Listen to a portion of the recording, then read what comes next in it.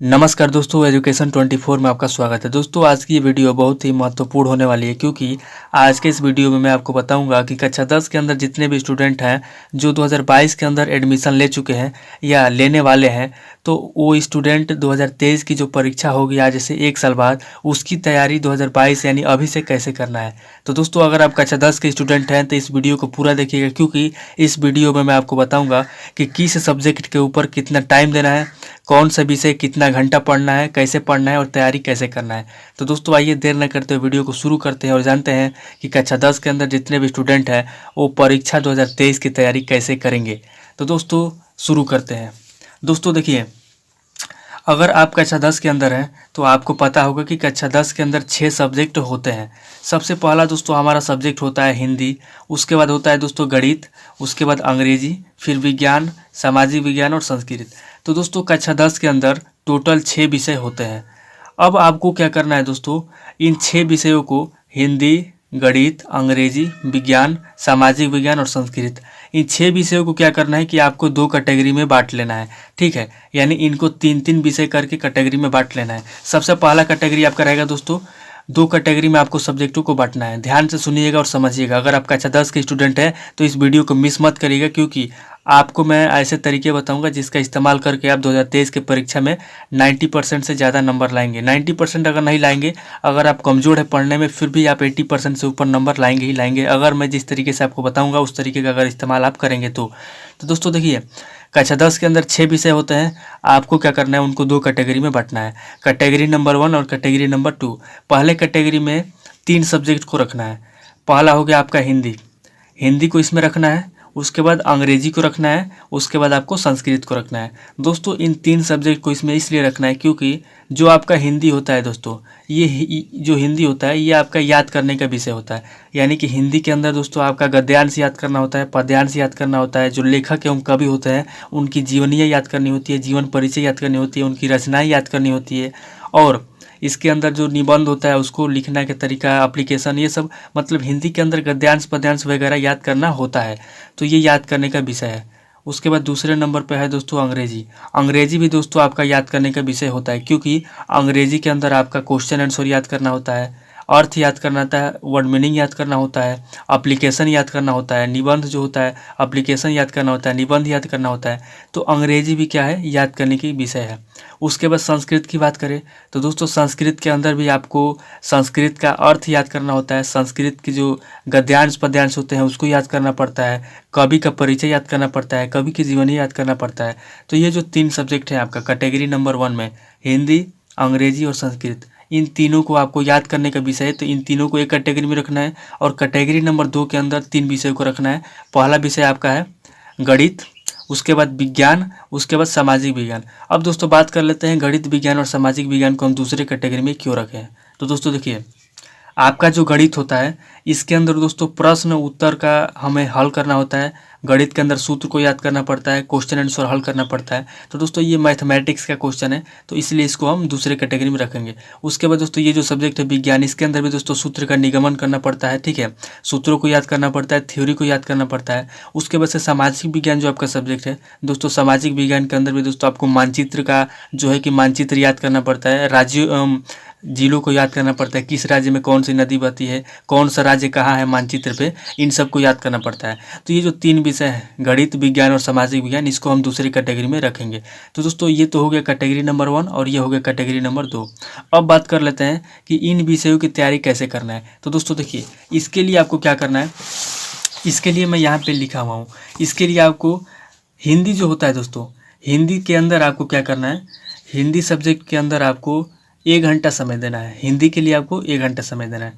अब आप पूछेंगे कि सर हिंदी के लिए 1 घंटा समय क्यों देना है और 1 घंटे में हम क्या करेंगे। तो दोस्तों देखिए, 1 घंटे में आपको क्या करना है, 1 घंटे में इसके अंदर जो चैप्टर होते हैं, उनके जो कवि होते हैं और जो लेखक होते हैं, उनके बारे में याद करना है, उनकी जीवनी याद करना है आपको, और उसके बाद उनकी रचनाओं को याद करना है। तो हिंदी के लिए आपको देना है 1 घंटा समय। उसके बाद अंग्रेजी आता है, तो दोस्तों अंग्रेजी के अंदर आपको वर्ड मीनिंग याद करना है, क्वेश्चन आंसर याद करना है, उसके अर्थ को समझना है, टेंस वगैरह याद करना है, ठीक है।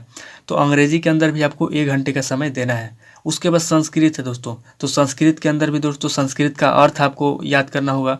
इसके अंदर जो लेखक एवं कवि है उनके संस्कृत का अर्थ, उनकी जीवनी याद करनी होगी, तो इसको भी याद करना है आपको। तो इसके लिए भी आपको 1 घंटा समय देना है, यानी कि हिंदी, अंग्रेजी और संस्कृत, इन 3 विषयों के लिए आपको 1-1 घंटा समय देना है, यानी 3 घंटा समय देना है इन विषयों के लिए। उसके बाद बात कर लेते हैं दोस्तों गणित, विज्ञान और सामाजिक विज्ञान। इनके लिए आपको दोस्तों जो गणित होता है, गणित के अंदर दोस्तों आपको 2 घंटे का समय देना है, क्योंकि गणित एक ऐसा सब्जेक्ट होता है जिसको दोस्तों हल करने, जितना प्रैक्टिस करेंगे आप, जितना सवालों को हल करेंगे, जितना बार बार हल करेंगे, उतना आपके दिमाग में ये सवाल क्वेश्चन बैठते जाएगा और आपको हल करने में कोई दिक्कत नहीं होगा, आपको सूत्र भी याद हो जाएगा। तो गणित के लिए दोस्तों आपको 2 घंटे का समय देना है। उसके बाद बात करते हैं विज्ञान की। तो दोस्तों विज्ञान के अंदर भी थ्योरी याद करना पड़ता है, सूत्र का निगमन करना पड़ता है, सूत्र याद करना पड़ता है। तो इसके अंदर भी आपको 2 घंटे का समय देना है, क्योंकि विज्ञान के अंदर आपका दोस्तों भौतिक विज्ञान, रसायन विज्ञान और जीव विज्ञान तीनों एक ही के अंदर आ जाता है कक्षा 10 के अंदर विज्ञान में। तो इसके लिए आपको भी 2 घंटा समय देना है। उसके बाद सामाजिक विज्ञान की बात करते हैं, तो दोस्तों सामाजिक विज्ञान के लिए आपको 1 घंटे का समय देना है, क्योंकि सामाजिक विज्ञान के अंदर मानचित्र होता है, उसके बाद बाकी सब इतिहास से संबंधित होता है। तो इसके लिए आपको 1 घंटा समय देना है, और गणित और विज्ञान के लिए आपको 2-2 घंटे का समय देना है। अब दोस्तों बात कर लेते हैं यहाँ पे कि ये जो समय बताया हूँ मैं, टाइम टेबल, इस तरीके से इतने इतने समय इस विषय पे देना है, तो आपको कब कब कौन सा विषय पढ़ना है। तो दोस्तों देखिए, इसके लिए आज तक वैज्ञानिक लोग भी इसके ऊपर कोई रिसर्च करके कोई ऐसा प्रमाण नहीं दे पाया है कि कौन सा विषय कब पढ़ना चाहिए, ठीक है। ये आपके ऊपर डिपेंड करता है कि आपका माइंड जो है कब आप किस सब्जेक्ट को अगर पढ़ेंगे तो आपके माइंड में वो जाएगा और आपके दिमाग में रहेगा। दोस्तों मान लीजिए आपके पास एक दिन के अंदर 24 घंटे होते हैं, ठीक है। हर किसी के पास एक दिन में 24 घंटे ही होते हैं, 24 घंटे का समय होता है। मान लीजिए अगर आप उसमें से 8 घंटे सोते हैं, ठीक है। अब यहाँ पे ये भी बहुत सारे लोग कमेंट करेंगे कि सर क्या हमें 8 घंटे सोनी चाहिए, 10 घंटे सोने चाहिए, 12 घंटे सोने चाहिए। तो दोस्तों देखिए, हर किसी के बॉडी का लेवल अलग होता है, ठीक है। आप ये देखिए कि आपका जो शरीर है कितने घंटे सोने के बाद आपको नींद पूरा हो जाता है, आपका माइंड, आपका शरीर फ्रेश हो जाता है। तो दोस्तों बहुत लोग अगर 10 घंटा सोते हैं तब उनका नींद पूरा होता है, कुछ लोग 6 घंटे सोएंगे तो भी उनका नींद पूरा हो जाएगा, और कुछ लोग 8 घंटे सोएंगे तो उनका नींद पूरा होगा। तो आप ये देख लीजिए कि आप कितने घंटे सोएंगे तो आपका नींद पूरा होगा। दोस्तों यहाँ पे आप ये मत सोचिएगा कि अगर आप 8 घंटा सोएंगे तो आपका जो समय है वो बर्बाद होगा, नहीं दोस्तों, ऐसा नहीं है। देखिए, अगर मान लीजिए अगर आप ज़बरदस्ती करके किसी दिन 1 हफ्ते तक अगर लगातार 4 घंटे की नींद लेते हैं, ठीक है, 4 घंटे तक सोते हैं, तो दोस्तों इससे क्या होगा, आपका तबीयत खराब हो जाएगा, और जब तबीयत खराब होगा दोस्तों तो आपका आगे जो है समय बहुत खराब हो जाएगा तबीयत खराब होने की वजह से।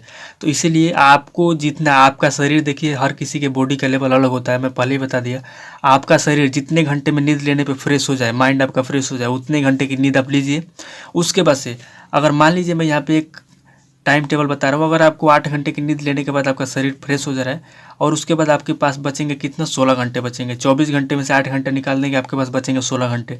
अब मान लीजिए इन 16 घंटे में से अगर आप 8 घंटे निकाल दीजिए, 8 घंटे निकाल दीजिए क्लास वगैरह करने में, कोचिंग करने में, ठीक है, उसके बाद से फ्रेश होने में, नहाने धोने में, उसके बाद से भी आपके पास 8 घंटे बचते हैं दोस्तों। उसके बाद से भी आपके पास 8 घंटे बचते हैं। अब इन 8 घंटे में आपको क्या करना है, इन 8 घंटे में आपको हिंदी, अंग्रेजी, संस्कृत, गणित, विज्ञान और सामाजिक विज्ञान जो सब्जेक्ट बताया मैं, इनके ऊपर आपको फोकस करना है, इनको पढ़ना है। तो दोस्तों देखिए, 1 2 3 घंटा ये हो गया, 3 2 5 2 7 और 1 8, यानी कि 8 घंटे में आपकी तैयारी करनी है। जरूरी नहीं है कि आप 12 घंटा 15 घंटा पढ़े। अगर आप 8 घंटे जो समय बताया हूँ, अगर आप हिंदी के ऊपर 1 घंटा अच्छे से देंगे तो आपकी हिंदी मजबूत हो जाएगी। अगर आप अंग्रेजी के ऊपर भी 1 घंटा अच्छे से देंगे, फोकस करके देंगे, अंग्रेजी भी आपकी अच्छी हो जाएगी। अगर संस्कृत के अंदर भी अगर 1 घंटा आप अच्छे से देंगे तो आपकी संस्कृत भी मजबूत हो जाएगी। उसी तरीके से अगर आप गणित के अंदर 2 घंटा अगर अच्छे से देंगे, फोकस के साथ देंगे, ध्यान से पढ़ेंगे, तो गणित आपकी कमजोर नहीं होगी, गणित आपकी मजबूत हो जाएगी। विज्ञान के अंदर भी अगर आप 2 घंटे का समय देंगे तो विज्ञान आपकी अच्छी हो जाएगी। उसी तरीके से सामाजिक विज्ञान के अंदर अगर आप 1 घंटे का समय देंगे तो आपकी सामाजिक विज्ञान भी अच्छी हो जाएगी। तो दोस्तों इस तरीके से आपको क्या करना है। अब बात आता है कि कौन सा सब्जेक्ट किस समय पढ़ें। दोस्तों देखिए, आपके माइंड के ऊपर डिपेंड करता है। अगर आपका दिमाग सुबह के टाइम पे ज़्यादा चलता है तो सुबह के टाइम पे याद करने वाले विषय याद कीजिए। उसके बाद दोपहर के अंदर आप गणित, विज्ञान, इन सब के क्वेश्चन आंसर को हल कीजिए, सूत्र याद कीजिए, सूत्र का निगमन कीजिए, सवाल को हल कीजिए, ठीक है। तो अगर आप देख लीजिए, अगर शाम के समय में आपका दिमाग अच्छे चलता है, काम करता है अच्छा, तो शाम के समय में याद करने वाला विषय याद कर लीजिए, और हल करने वाला विषय जिस समय आपका दिमाग चलता है उस समय हल कर लीजिए।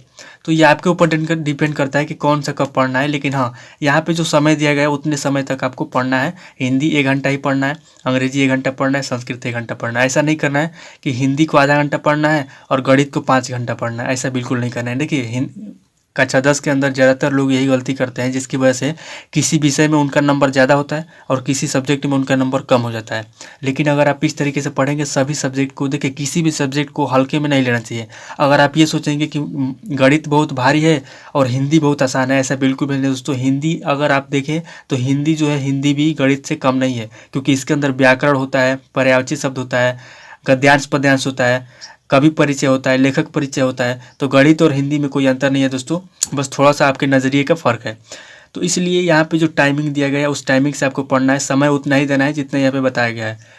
अब आपके ऊपर डिपेंड करता है कि कौन से विषय कब पढ़े। आपका दिमाग जब अच्छा फ्रेश रहे, जब आपके दिमाग का जो है कि मतलब दिमाग आपका अच्छे से काम करे, उस समय आप जिस विषय को चाहें उस विषय को पढ़ सकते हैं। अब दोस्तों बात कर लेते हैं इसकी, ये तो हो गया टाइमिंग की। अब दोस्तों मैं आपको ये बता दूं कि अगर आपको 2023 के अंदर अच्छे से पास होना है तो उसके लिए 2 काम और करना होगा। 2 काम और करना होगा दोस्तों। पहला काम आपको करना होगा कि आपको रोज़ 1 पेज हिंदी का नकल और 1 पेज अंग्रेजी का नकल लिखना होगा। क्यों? क्योंकि देखिए दोस्तों, हाई स्कूल हो, इंटर हो, बीए हो, इन पेपर के अंदर दोस्तों आपको लिखना होता है, और अगर इस पे अगर आपकी राइटिंग अच्छी नहीं है तो आपको नंबर नहीं मिलता है। आप चाहे कितना भी पढ़ने में तेज़ हो, अगर आपकी राइटिंग अच्छी नहीं है तो आपको शायद उतना नंबर नहीं मिले जितना आप उसके ऊपर मेहनत किए हो। इसीलिए आपको रोज़ डेली आपको एक आदत बना लेना है कि डेली आपको 1 पेज हिंदी का नकल और 1 पेज अंग्रेजी का नकल लिखना ही लिखना है। ठीक है, आप चाहे सुबह लिखिए या शाम लिखिए, आपको रोज़ 1 पेज हिंदी का नकल लिखना है और 1 पेज अंग्रेजी का नकल लिखना है। उसके बाद से दोस्तों आपको रोज़ जो है गणित के सवाल हल करना है। दोस्तों देखिए, बहुत सारे स्टूडेंट क्या करते हैं कि मान लीजिए कि अगर वो प्रश्नावली, देखिए यहाँ पे समझिए, मान लीजिए अगर वो प्रश्नावली दूसरा पढ़ रहे हैं, तो ज़्यादातर स्टूडेंट क्या करते हैं कि पहले जो प्रश्नावली 1 होती है तो ज़्यादातर स्टूडेंट क्या करते हैं कि प्रश्नावली 1 जब पढ़ लेते हैं और प्रश्नावली 2 पे पढ़ रहे होते हैं, तो प्रश्नावली 1 के जो सवाल रहते हैं उनको हल करना बंद कर देते हैं और प्रश्नावली 2 पे फोकस करते हैं। फिर जब प्रश्नावली 2 पढ़ लेते हैं, प्रश्नावली 3 पे चले जाते हैं, तो प्रश्नावली 2 को पढ़ना बंद कर देते हैं, प्रश्नावली 3 पे फोकस करते हैं। आपको ऐसा नहीं करना है। आपको जो पीछे का जो भी सवाल है उसको रिविज़न करते रहना है, उसको हल करते रहना है। ठीक है, आगे पढ़ते रहिए और पीछे का रिवीजन करते रहिए, ताकि आपको पीछे के जो सवाल है वो आप भूल ना जाए। तो इस तरीके से आपको गणित के सवाल रोज़ हल करने हैं और रोज़ आपको 1 पेज हिंदी का और 1 पेज अंग्रेजी का नकल लिखना है। अगर आप इस तरीके से तैयारी करेंगे, और एक चीज़ और बता दूँ दोस्तों, आपको 12 महीने आपके पास समय होता है तैयारी करने के लिए, 12 महीने का समय होता है। लेकिन आपको क्या करना है, आपको 9 महीने का टारगेट लेके चलना है। ठीक है, आपको ये देखना है कि मुझे 9 महीने के अंदर जो 6 विषय हैं उन 6 विषयों को 9 महीने के अंदर ख़त्म कर देना है अच्छे तरीके से पढ़ के। फिर उसके बाद अगर आप 9 महीने का टारगेट लेंगे, और मान लीजिए 9 महीने का टारगेट बनाए और 10 महीने में आपका विषय जो है आप अच्छे तरीके से पढ़ लिए, तो उसके बाद आपके पास 2 महीने का समय बचेगा। और इन 2 महीनों में आप क्या करेंगे, इन 2 महीने में आप इनका रिवीजन कर लेंगे। आप अच्छे से हिंदी, अंग्रेजी, संस्कृत, गणित, विज्ञान और सामाजिक विज्ञान को दोबारा से पढ़ लेंगे और याद कर लेंगे। तो फिर उसके बाद जब आप पेपर देंगे तो पेपर में आप किसी भी क्वेश्चन का आंसर बेधड़क लिखेंगे, कोई दिक्कत आपको नहीं होगा। तो दोस्तों, इस वीडियो में मैं आपको बताया कि किस तरीके से तैयारी करना है। अगर आप इस तरीके से तैयारी करेंगे तो 2023 की परीक्षा में आपके नंबर ज़्यादा आएंगे और आपको कोई दिक्कत नहीं होगा। तो दोस्तों, आज के लिए इतना ही काफ़ी है। अगले वीडियो में आपको बताऊंगा कुछ और टॉपिक के ऊपर। तो दोस्तों, आपको ये वीडियो कैसा लगा? अगर आप इस चैनल पर नए हैं तो चैनल को सब्सक्राइब कर लीजिए, बेल आइकन को प्रेस कर दीजिए, और अभी तक इस वीडियो को शेयर नहीं किया तो वीडियो को शेयर कर दीजिए। Thank you.